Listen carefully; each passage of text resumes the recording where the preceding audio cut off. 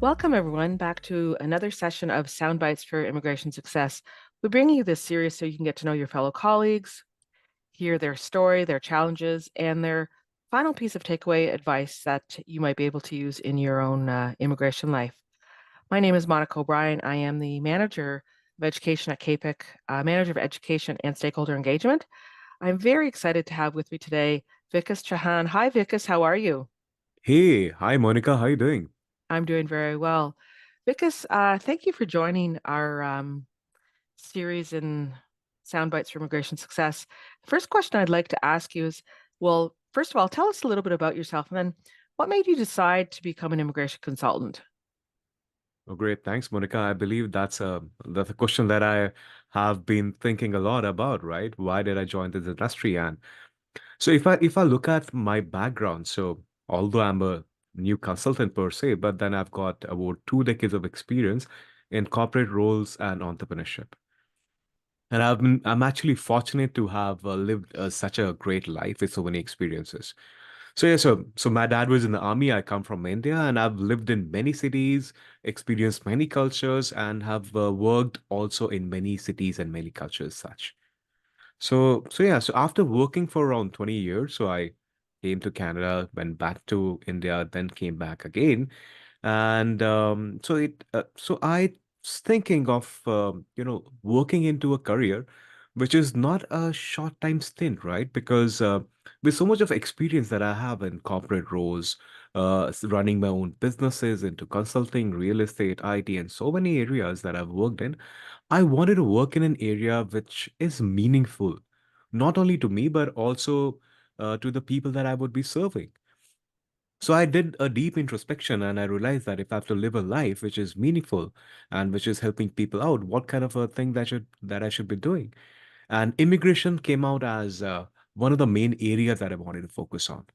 So in the sense that this area of work not only dovetails my past experiences, leverages my knowledge and skills of various areas.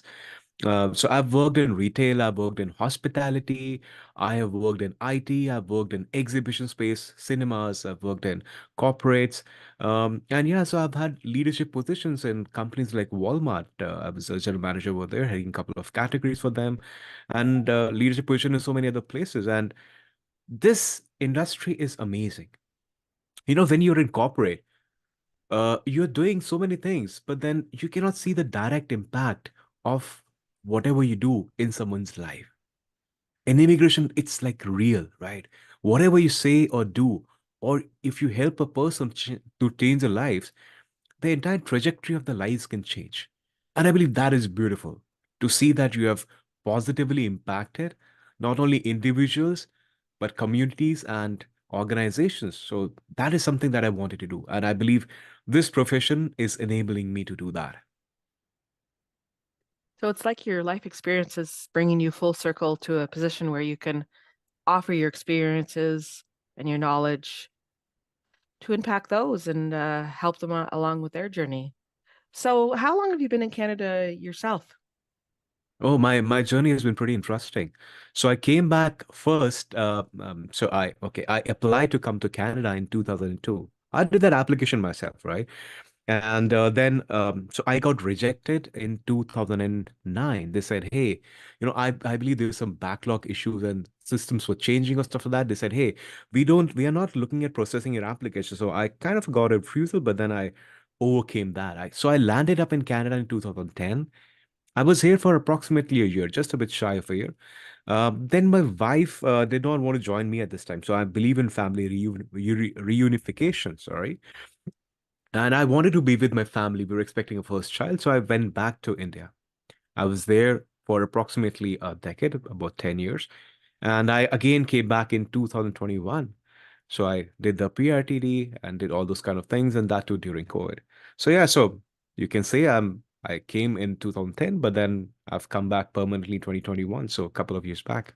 Wow, so you'll be really be able to relate your own experiences to clients who will have those same challenges, those the yearning to want to establish in Canada and start a new life, but also still trying to tie up those aspects of your life in your home country, or maybe as you say, in your instance, your wife was there, you're expecting your first child, and it's trying to meet all these needs.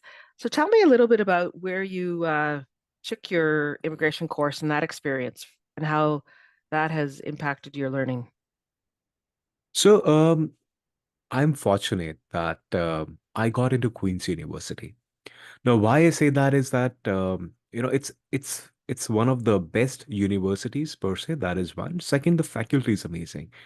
Now, I do not want to, emphasize a lot, but then the kind of learning that you get, it's amazing, right? So you get hands-on hand holding, you get amazing instructors who are there to answer your questions, to mentor you, and it's amazing. So I just graduated from Queens, and yes, I've been fortunate that I was able to do a full-time course within a year. What a great experience for you. And I think, were you the first cohort or the second? So I believe I was in the third cohort, Oh, but you're the then third cohort. yeah. So I was also part of the student council, and fortunately, I was able to also, be instrumental in drafting a constitution for the student council, and also elected as the first president for the student council. Well, congratulations. And so now you're on to your next step. So tell us where you are in terms of your immigration career. We were talking a little bit about it off air, and I'm going to make you promise to come back and tell us a little bit where you are in maybe 6 months from now. But tell us what it is where you are and what it is that you're waiting for. Yeah, so I believe patience is something not one of my virtues, but I'm patiently impatient per se. So I'm just waiting for my LOA. All the things have been aligned and approved. And so I'm just waiting for the LOA to come and then I can start my practice. But virtually everything is set up. So I have the organization which has been incorporated. I have an office. I've got everything set up and just waiting for the LOA to tell me that, yes, I can start taking clients now. Well, I guess that brings me then to my next question, and maybe tell me about then the biggest challenge that has been at this stage. Has the biggest challenge just been waiting, or is it just maybe getting established and set up and learning all those steps? So I believe for me, the challenge has been time. So I believe that time is only, we have only that much of amount of time in life. And so how do we maximize so many things? And starting an immigration firm is actually not only immigration that you have to look at. Now you're starting a new business, so you have to think like an entrepreneur. So aspects like setting up a new corporation, doing marketing, branding, financial accounting, those kind of things are also important. And I have a background in entrepreneurship, so I've ran businesses per se, so it's easier for me. But I believe that is a challenge that I'm facing still because it's a new business per se. And S- time, there are only X number of hours and so many things to do. So would you say then, I mean, when you take the immigration course, I mean, you're learning a lot of knowledge and information, but there's a whole set of skills that aren't necessarily, they're almost skills that you learn by doing, right? Exactly. So how would you say, like for you, you're lucky because you have that experience of running a business, working on your own. How would you, and then maybe this leads to the next question then. Uh, what advice would you have to somebody who's in your shoes? Maybe it doesn't even have to do with business. Maybe it just has to do with approaching the field itself. What advice might you say to somebody who's maybe in the Queen's program or about to take it or about to graduate? So I have been kind of in a lot of shoes with the Queen's program or immigration process. So when I was an applicant, and I still get a couple of messages on LinkedIn and other places that, hey, my application for Queen's admission got refused. So the important thing is first to get into Queen's. That is an important aspect. And it is important to know the kind of documentation which is required, the kind of references that would be used to assess. Because now this program being the only program for English speaking RCACs make it very difficult to get in. It's a very sought after program and thousands of applications actually come in for this program. And there are limited number of seats per se.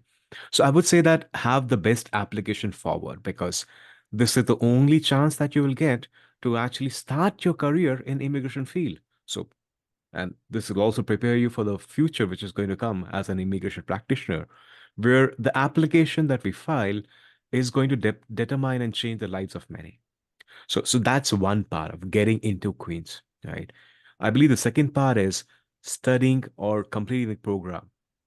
And the more amount of efforts that a person is able to put in, I believe I've learned a lot because I was able to devote a lot of time. And this actually would help not only you as a profession, but also impact the quality of service that we will be able to go. So dedicating time to actually learn is going to be important. Good, good pieces of advice there. I guess the other question I have is a lot of people when they're in the program, they're not necessarily sure that they want to be entrepreneurs or start their own business. There could be other pathways. How does one determine where they want to go? Is it about a question of looking at your own skills and your own goals? Like, how does one make that decision? So I believe with this program, let's say one gets a lot of knowledge for sure. There are many pathways which open up, right? You can always get a job, and a job could be either in a public sector, in the services. There are many departments which require people who have got skills and knowledge of law, how the law and policies are interpreted, how they work, right? So those are options that we have. Also, there are many firms which are looking at hiring people. But there is a slight caveat that I would say that uh, a lot of new firms or a lot of RCICs or lawyers might not be looking at hiring people who are recent RCICs because they might feel threatened that, hey, these people will learn my skills, steal my clients, and so on and so forth. So I believe that's a challenge that as an industry we are facing. So if the new people do not get opportunities to work in world-class organizations and to learn, how will people learn, right? And if they're not shown the right path, the way of the immigration industry is always going to be, just by chance, by sheer luck. And other option is always to open up your own firm, which we spoke about earlier. Yes, it is very true what you say that you know, you have to take that leap, right? And figure out where you're going to go next. And those who are maybe looking to gain some experience, those who hold the businesses have to, you know, not be afraid to pass on their knowledge and share their experience so that the industry can continue, right? That's where we go. So I guess I have two more questions. Where do you see yourself in, let's say 5 to 10 years? Where would you like to, where do you hope to be? So my life has always been very dynamic and fluid. So I plan for a lot of things, but then I am always open to so many opportunities. So I can't say it can be anything, it can be many things, right? I could be for sure working in the immigration field per se. I could also be in a senior leadership position in the government of Canada. Or for that matter, I could be, having a lot of large businesses or supporting large businesses, or maybe in a corporate role in a leadership position. So I'm very fluid, open, and dynamic. And I believe in one thing. So I believe in doing the best with whatever we have and then not expecting the results to come in the way. So I believe in doing whatever is the best. And if the time comes, I see signs that I need to move on, I move on. So I don't know. So 5 years, 10 years, 20 years, who knows? So I guess your words from that is to be flexible, adaptable, dynamic, take advantage of opportunities that cross your path, and uh, and just not be afraid. Yeah, and one has to put in the best effort, and that's about it. Whatever one does, because that is what the life is going to be. We might be at whatever stage of life, but then ultimately when we look back and say, hey, I could have done something better. So that moment of regret should not be there, is what I believe. And that is why I chose this field, right? I did a lot of introspection and I saw that this is the field which is going to help me live a life without any regrets of not doing something good in life. And your final encouraging words for your colleagues out there who are maybe at the same place you are. What would you say to Sure. them? So I would say that an old adage, failing to plan is planning to fail. So I believe that whatever stage one person is in the immigration business, could be a person who's just looking at applying for admission into Queen's University or the one in Montreal, or person who is just on the edge of finishing their course, or people who just started, or people with any age. So one needs to plan, especially the recent RCICs or future RCIs needs to plan. And the planning is not only about what exactly are they going to do in immigration, it is also how they're going to run the business, right? So I would say that one has to plan and think about learning as many skills as possible. So if there are certain skills that are there, that's amazing. Leverage those, but then also try to learn a lot of new things, which is you want to know a bit about SEO, technology, how does software work, how things will come together, how does AI or machine learning or those kind of automations work. I believe those are amazing things. And the most important advice is to always keep on learning from the peers. And I believe people in CAPIC are generally more open, and there are a lot of knowledge which is being shared. And so I would encourage people to spend that $1, which will change their life. And that dollar is that webinar package that you have, Monica. And that's an amazing package that you have, right? You can learn as much as possible for just $1. So I believe that, people should invest that $1 in their learning. Yeah, well, there's a membership fee that comes with that as well, but we've got a lot of great things coming for 2024, really geared towards the new consultant. Because you know this, that 67% of all the consultants um, have between 0 to 5 years. So, and that's the next generation. So we've tailored a lot of our learning towards that, and not only immigration programs and updates, but a series on soft skills, a series on business skills. Because you're right, it's a big leap if you're coming from another industry to bring everything that you have and started.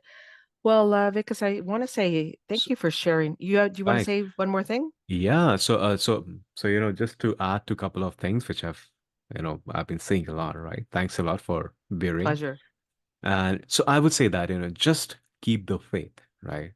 Destiny is there. If things are going to happen, they will happen, but just keep the faith, be persistent. And those are bad days when there are no clients or there are issues, just brush off those days and keep on hustling. I believe, and above all, be honest, have great amount of integrity in whatever you do or say, and have the courage to say no to things that might be might come to bite you at a later stage.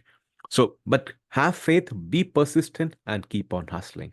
Those are the words that I would say that, you know, people should keep in mind.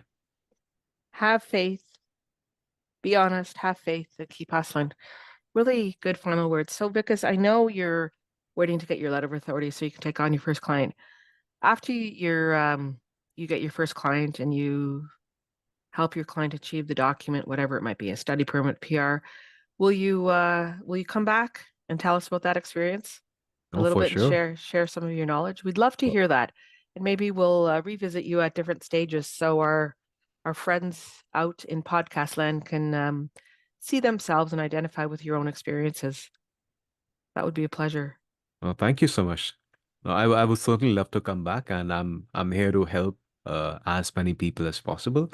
And it's either through KPIC or other things. And I believe that because I want to help communities and individuals and organizations grow, I'm willing to share as much of knowledge as possible. Thank you so much. Thanks a lot. Oh, thank you for coming. Thank you, because it's been a pleasure to hear your story and your journey. We wish you all the best in your next stages, and I'm very confident that you're going to impart your knowledge and skill and help many people achieve the same dream that you were able to achieve. Thank you to all of you out there. Thank you for listening and being part of our podcast series.